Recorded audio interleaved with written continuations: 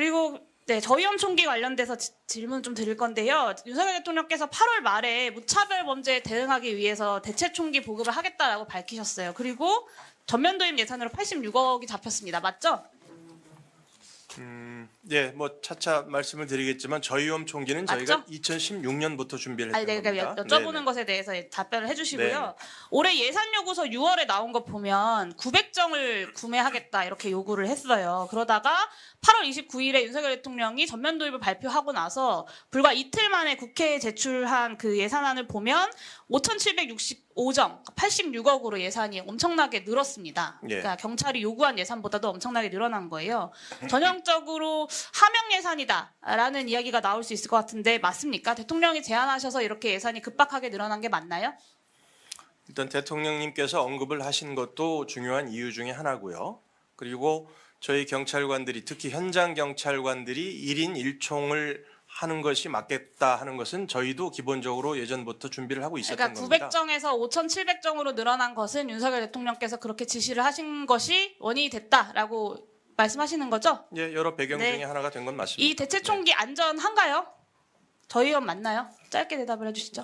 지금 현재 최종 안전성 검사를 진행하고 있고요. 아직 100%까지는 검토가 되지 않았습니다. 그러니까 네, 100%가 아니죠. 예, 그 예. 청장님께서 직접 국회에 제출해 주신 보고서예요. 보시면 1페이지에 이런 내용이 나오는데 한번 읽어 보시겠어요? 큰 글씨는 제가 읽을 수 있는데 그거 말씀하시나요? 네네. 네네. 저희 대체 총기와 같은 장비는 국내외를 막론하고 공식적인 검증 방안이 부재한 실정이다. 네. 네, 그렇습니다. 그리고 더 나아가서 사실 대체 총기가 위험하다라는 내용도 있었어요. 그러니까 의도치 않은 살상이 일어나는 에너지 밀도를 초과하는 내용도 있었고 돼지 뒷다리 넘겨주세요. 돼지 뒷다리 관통 시험에서 7.5cm 이상의 관통 깊이가 측정됐다라는 내용도 있었습니다. 그러니까 돼지 뒷다리에서 7.5cm 관통되면 인체에서도 사실 그 정도 관통이 가능하다는 얘기고 주요 뭐 혈관이나 뼈는 물론이고 신경까지 손상될 수 있는 깊이잖아요. 그러니까 보고서가 얘기한 것처럼 의도치 않은 살상이 일어날 수 있는 깊이인 겁니다. 상반신이라면 말할 것도 없고요. 네, 결국에는 윤석열 대통령과 청장님께서 이 국제공인 안정성 기준 검사 기준도 없고 자체 안전성 검사에서도 의도치 않은 살상이 일어날 수 있다고 밝혀진 총기를 아직 검사가 다 끝나지도 않았는데 전면 도입을 하겠다라고 예산안에 86억을 잡아 놓으신 거예요. 그 대체 총기 표준 규격도 아직은 연구 중이지 않습니까? 이런 걸 국민에게 이렇게 예산을 반영해서 사용해도 괜찮습니까? 지금 이게 이제 의원님 지적하신 대로 그 일반인에게 위해를 줄 수 있는 유해성 장비이기 때문에 저희는 그 안전성 검사를 더 세밀하게 완벽하게 하기 위한 지금 과정을 진행하고 있는 네, 거고요. 그렇죠. 그 네네. 절차가 완벽하게 진행이 되고 나서 이것을 네. 도입하는 것에 대한 논의와 예산 반영이 진행되어야 하는데 윤석열 대통령께서 8월 29일에 말씀하시고 9월 1일에 갑자기 저렇게 예산이 늘어난 점에 대해서 말씀을 드리는 거고요. 무차별 범죄에 대응하기 위해서가 이 대체 총기 도입에 전면 도입의 이유가 맞나요? 이유는 여러 가지가 있겠습니다만 저희가 경찰이 사용할 수 있는 최후의 물리력이 이 총기입니다. 그러면 현장 경찰관들이 네, 무차별- 자기 총기를 네, 가지고 훈련이 충분히 숙달됐을 때 국민들로부터도 도입하려는 이유에 안전한- 대해서 네. 여쭤본 건데요. 그 대표적으로 대통령께서 무차별 범죄 말씀하셨으니까 대표적인 무차별 범죄 최근에 사례인 서현역 그리고 신림역 사건 관련돼서 의원님, 피의자가 어떻게 체포됐는지 알고 계시죠? 무차별 범죄라는 용어는 좀 여러 차례 이미 조금 검증을 통해서 이상동기 범죄라는 용어로 좀 네. 써주셨으면 좋겠고요. 네. 네, 알고 계시죠? 신림역과 서현역 사건 알고 어떻게 있습니다. 체포됐는지. 경찰이 도착하니까 흉기를 버리고 시민들한테 위해 가하지 않고 저항 없이 체포됐어요. 그러니까 현장 경찰관들에게 대체 총기가 지급된다고 하더라도 더 빨리 검거할 수 있다거나 뭐 범죄 예방이 가능하거나 한 사안은 아니라는 거죠. 그래서 전문가들도 범죄가 일어난 뒤에 권총은 아무 소용이 없다. 그러니까 대체 총기 도입이 범죄 예방 효과가 없다라고 보고 있기도 하고요. 이 대체 총기가 공인 안정성 기준도 없고 저위험도 아니고 범죄 예방 효과도 아직 알 수 없고 자체 표준 규격도 없는데 왜 청장님께서 이것을 도입하려고 하시는지 저는 30년 넘게 경찰관으로서 공직 생활을 해오셨는데 조금 더 소신을 가지셨으면 좋겠다는 생각이 듭니다.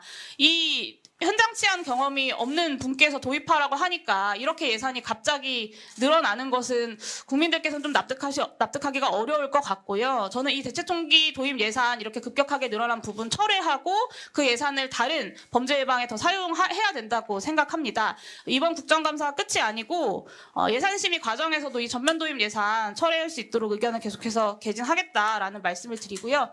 짧게 그 물리력 사용 관련돼서 질문 드릴 건데요. 5월 말에 전남 광양에서 경찰봉으로 머리를 수차례 내려치는 일이 발생했습니다.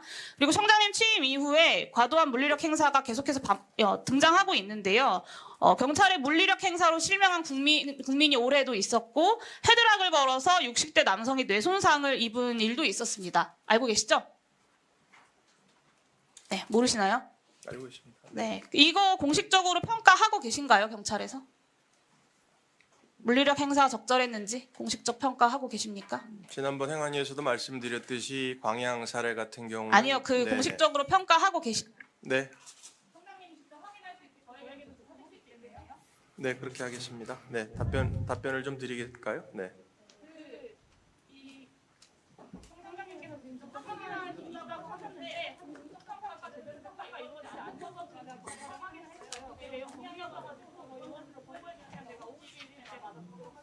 네, 그 질의하신 중에 이제 저위험 초기 말씀은 제가 잠깐 드리면 답변하세요. 네, 뭐 대통령님 말씀을 자꾸 하시는데 뭐 1인 1총이 바람직하다는 거는 저희도 동의하는 바고 대통령님도 말씀을 하신 내용입니다. 그러나 뭐 저위험 총기를 도입하자 또는 뭐 3.8을 하자 이거는 저희가 정한 방침이고요. 그다음에 그 86억이라는 예산은 당연히 1인 1총 개념으로 가기 위해서 2년 내지 3년을 예상하고 필요한 예산이 그 정도였던 겁니다. 그리고 지금 저위험 권총이라는 것은 저희가 안전성을 최대한 확보한 다음에 도입을 하겠다고 지금 약속을 드리고 있는 거고 그 시기를 마지노선 금년 말까지 생각을 하고 있고요. 그리고 만에 하나 이게 저위험 권총으로 구입이 불가하다고 하면 기존 3.8로 다 구입하는 방법도 있습니다. 그래서 저희는 1인 1총을 지급하는 것을 목표로 진행을 하겠다는 말씀을 우선 드리고요. 그다음에 광양을 포함한 그 물리력 사용에 대해서는 저희는 그때 당시 상황의 불법 상황을 해소하기 위한 그때 당시 근무 경찰관의 정당한 공권력 행사였다 이렇게 생각하고 있습니다. 네. 우리 용해인 의원께서도 지적을 했습니다만 이 저위험 권총과 관련돼서 청장님의 몇 가지 질의하겠습니다. 청장님, 우리 경찰의 경찰 장비 관리 규칙 있죠? 네, 있습니다. 예, PPT 보시면 화면에 지금 나오고 있습니다. 물품을 구매할 때는 일정한 규격을 적용하도록 되어 있고 또 사용 목적에 적합한 기능성이 담보돼야 됩니다. 생명 신체 유해를 줄 우려가 있는 장비에 대해서는 안전성을 반드시 검사하고 또 포함하도록 되어 있습니다. 그렇죠? 예, 저위험 권총 유해성 장비로 분류되어 있습니까? 예, 유해성. 예, 유해성 장비죠. 네. 예. 대통령께서 한마디 하면은 갑자기 뭐 38억 예산이 반영이 되고 또 내년도에도 좀 86억 예산이 반영이 돼 있어요. 이 지금 표준검사 규정 기준 마련돼 있습니까? 저희연 검총 규정은 아직 안 돼 만들어지지 있죠. 않았다고 예. 합니다. 네. 아까 답변하실 때 12월 뭐 금년 말까지 예. 마련한다 이렇게 돼 있죠. 근데 이렇게 안전성 규격도 지금 없는 이런 저희연 권총 86억이나 구매하겠다 이렇게 예산에 반영한 게 타당하다고 보세요? 이제 이 총기는 아까 말씀드린 대로 지금 예를 들어 미국이나 프랑스, 일본 같은 선진국들도 현장 경찰관 등 1인당 일정을 가지고 있습니다. 저희는 그래서 그 목표를 가지고 가는 과정이고요. 네. 그러니까 저희연 권총을 구매하는 것은 저는 뭐 나쁘다고 보지 네. 않아요. 대신 구매를 하려면 사전에 안전성 규격이나 이런 표준 규격들이 마련이 되고 네. 예산을 반영해야 될 텐데 그런 부분도 반영되지 않은 상황에 예산을 마련되지 않은 상황에서 예산을 반영한다. 이거 경찰청 업무가 정당하다고 보시냐?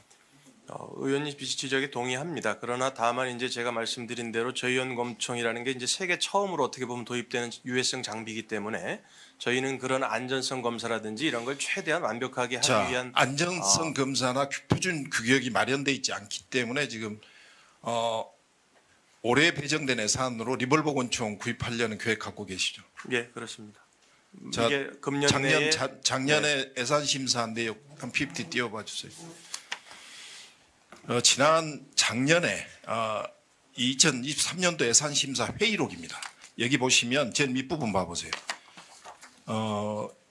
행안위 예산 소위원장 김철민 의원이 이렇게 정리를 제가 질문한 내용에 대해서 이제 마지막 이렇게 정리를 합니다.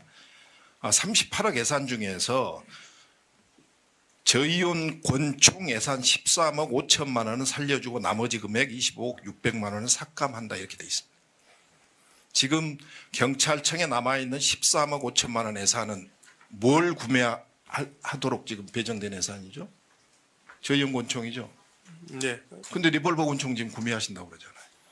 그 말씀 이게 지금 예산 편성 지침에 맞다고 판단하세요, 청장님? 저희가 검토한 바로는 예산 그 항목상 그 권총 보급 예산 이렇게 돼 있기 때문에 법적으로 문제는 없다고 저희는 판단을 합니다. 그러나 다만 이제 저희원 권총이 지금까지 완벽하게 검증이 됐으면 행안위 좋겠지만 예산 심의에서 네네. 리볼버 권총은 위험성이 높기 때문에 이 예산을 삭감을 하고 저의원 권총 예산으로 13억 5천을 배정을 한 거예요. 그러면 그 예산 편성 지침에 맞게 경찰청에서는 집행을 하고 또 그 계획을 세워야죠. 그걸 권총 예산이다 그래서 리볼버 권총 구입하겠다 이렇게 나오시면 되겠어요? 그것은 국회의 예산 심의 편성 권한을 침해한 겁니다, 청장님. 어떻게 생각하세요? 글쎄요. 이거 저희 리볼버 권총 구매하시면 안 되는 거예요, 예산은. 한번 그건 저희가 국회와 다시 한번 보고를 드리겠습니다만 반드시 저희- 새로 네. 다시 검토하셔가지고 네네. 리볼버 권총을 구매하겠다 이런 계획들은 폐기하시고 그리고 정확히 안전성 규격 그리고 표준 규격 마련하셔서 예산 편성 지침에 맞게 저의원 권총 구매하도록 그렇게 다시 계획을 수립하시기 바랍니다. 네, 지금 제조사와 함께 최대한 빠른 시한 내에 안전성 검사를 마치기 위한 그런 과정을 진행하고 있습니다. 예, 그렇게 네. 해주시기 바랍니다.